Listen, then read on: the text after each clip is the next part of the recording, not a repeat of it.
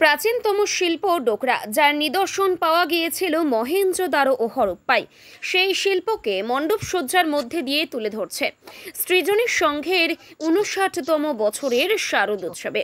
ডোকরা শিল্পের আদলে তৈরি হচ্ছে মাতৃমূর্তি, পাশাপাশি থাকছে আলোকসজ্জা। এই বিষয়ে ক্লাব সম্পাদক অরিন্দম চন্দ জানান,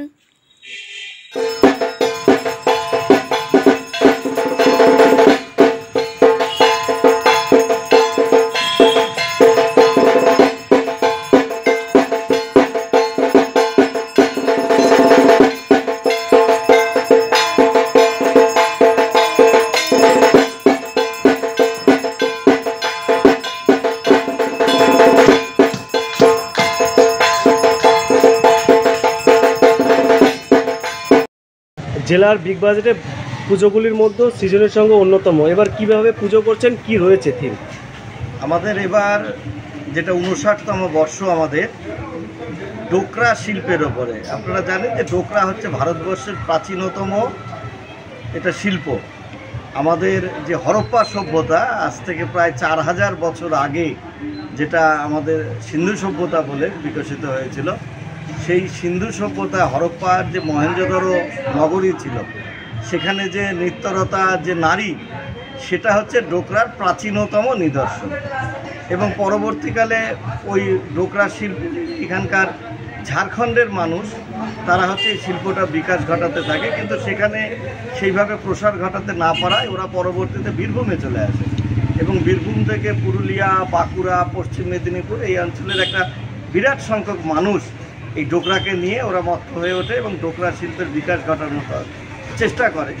কিন্তু আমরা পরবর্তীতে দেখি যে এই ক্ষয়িষ্ণু হতে থাকে এবং এক শ্রেণীর দরিদ্র মানুষ তারা এই ডোকরা নিয়ে বিভিন্ন এলাকায় ঘুরে ঘুরে ঘুরে ঘুরে কাঁসা পিতল গলিয়ে তার মূর্তি তৈরি করতে থাকে। এবং আমাদের এই এলাকা শুধু নয়, পশ্চিমবঙ্গের বিভিন্ন প্রান্তের মানুষের বাড়িতে সেই কাঁসা পিতল গলানো মূর্তি আছে।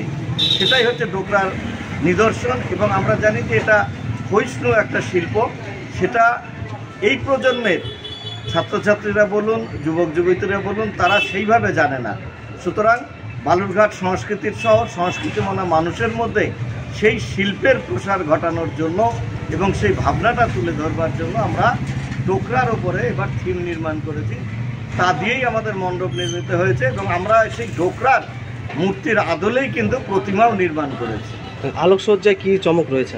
আলোকসজ্জায় চমক বলতে সেইভাবে নেই, মানুষের মনোরঞ্জন করবার জন্য ভালো আলো যেটা দেখে মানুষ আনন্দ পাবে সেটা আছে। কারণ আপনারা জানেন যে মানুষ এই মুহূর্তে পুজোতে মেতে উঠুক, আমরা এটা চাইছি।